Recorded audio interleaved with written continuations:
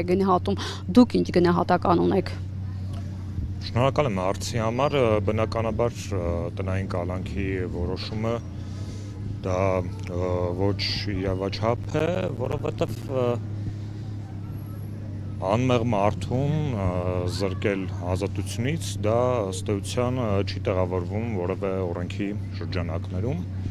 Մենք գիտենք, որ քաղաքական բանտարկյալներ Նարեկ Սամսոնյանը եւ Վազգեն Սահաթելյանը ապօրինաբար կալանավորվել են 2025 թվականի նոյեմբերի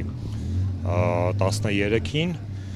պոդքասթի շրջանակներում ընդհանրապես պատասխանելով ազգային ժողովի նախագահի պաշտոն զբաղեցնող անձնավորության վիրավորանքներին, հետագայում հունվարի 9-ին նրանց կալանքը ապօրինաբար 3 ամսով երկարացվեց, Նարեկ Սամսոնյանը դիմեց ծայրահեղ քարայլի, հացադուլի, առողջական վիճակի վատթարացման պատճառով հայտնվեց բուժհաստատությունում եւ հետագայում վերաքննիչը տնային կալանքի որոշում կայացրեց։ Տնային կալանքը դա եւս անազատություն է, բավականին մեծ թվով սահմանափակումներով եւ բնականաբար մենք շարունակելու ենք պայքարը, որպեսզի հասնենք ամբողջական արդարության վերականգնման։ Ընդհանուր ինչ եք կարծում, բազմաթիվ ձեր իրականացրած բողոքի գործողությունները տարբեր գերատեսչությունների դիմաց, տարբեր օտարերկրյա դեսպանատների դիմաց, այդ օտարերկրյա դեսպաններին նաև բողոքնամակ հանձնվեց, միջազգային կառույցները այդ ինչպես արձագանքեցին, արդյոք կար արձագանք եւ ինչպես եք գնահատում, արդյոք ձեր այս իրականացրած գործողությունները որևէ արդյունք տալիս են տղաների ազատ արձակման վերաբերյալ, թե ոչ։ Կիավացիորեն նշեցիք, որ մենք բազմաթիվ բողոքի միջոցառումներ ենք իրականացրել,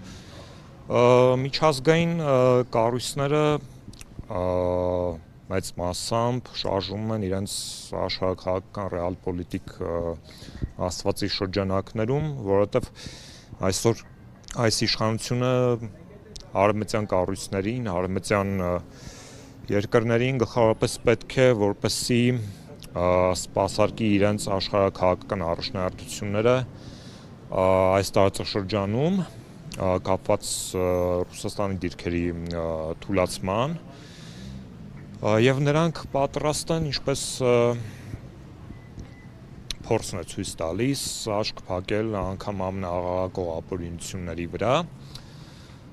սակայն այնուամենայնիվ կային կառույցներ, որոնք լրջագույն մտահոգություն բարձրացրեցին Հայաստանում տիրող իրավիճակի եւ մասնավորապես Նարեկ Սամսոնյանի եւ Վազգեն Սահաթելյանի կալանավորման համատեքստում Եվրոպայի խորհրդի լրագրողների իրավունքների պաշտպանության հարթակներ դեկտեմբեր ամսին դեռևս բավական կոշտ հայտարարություն տարածել, պահանջելով անհապաղ ազատ արձակում, բայց քիչ են այդպիսի կառույցները եւ դա իրականում բացատրելի է, որովհետեւ այսօր արևմտյան աշխարհը, արևմտյան միջազգային կառույցները հեռացել են իրենց ժողովրդավարական արժեքների ակունքներից եւ շարժվում են այս ռոպեական քաղաքական առաջնահերթություններով։ Եվրոպական միությունից, ինչպես նաև ԱՄՆ դեսպանությունից կոնկրետ առաջարկ, կոնկրետ պատասխան հնչեցվել է, դուք այդ մասին տեղեկություններ ունեք, թե ոչ։ Եղել են ստանդարտ պատասխաններ ԵՄ-ից, մենք դրա մասին ասել ենք, բայց այստեղ կա որոշակի կոնտրաստ, ես հիշում եմ, թե ԵՄ-ն ինչպես էր արձագանքում, երբ որ 2018-ից առաջ ինչ-որ մեկի մազը կարող էր պայմանականորեն ծռվել, իսկ հիմա իրենք հայտարարում են, որ չեն միջամտում Հայաստանի ներքին գործերին։ Այսքան։ Եվ օրեր առաջ այսօրեմ